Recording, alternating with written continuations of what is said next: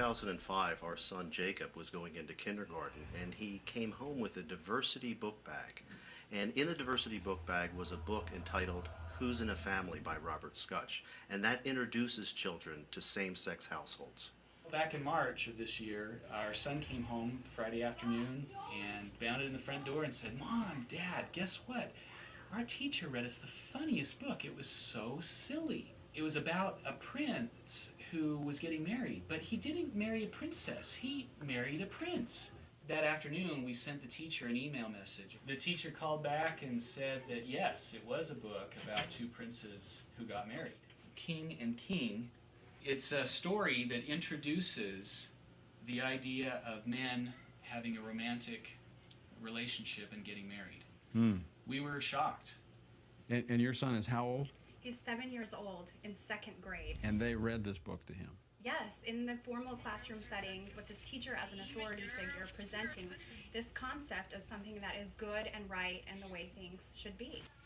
After the diversity book bag came home, we realized that the intention of the administrators and teachers was to affirm these relationships and gay marriage in the minds of children.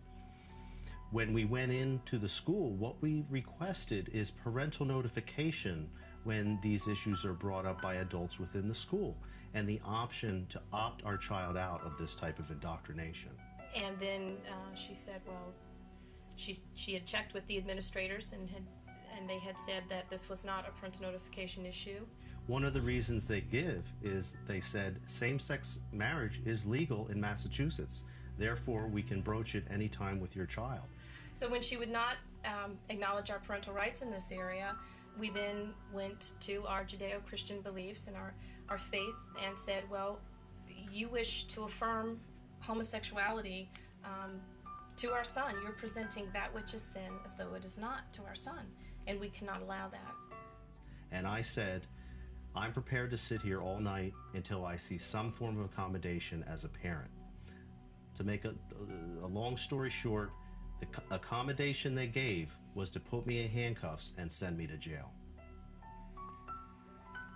I couldn't believe that they were willing to arrest my husband because my husband and I just wanted parental notification.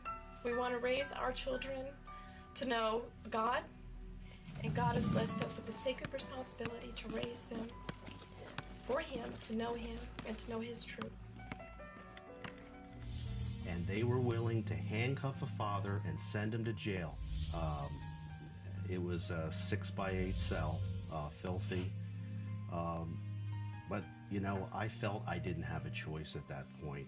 In order to fulfill my role and duty as a father,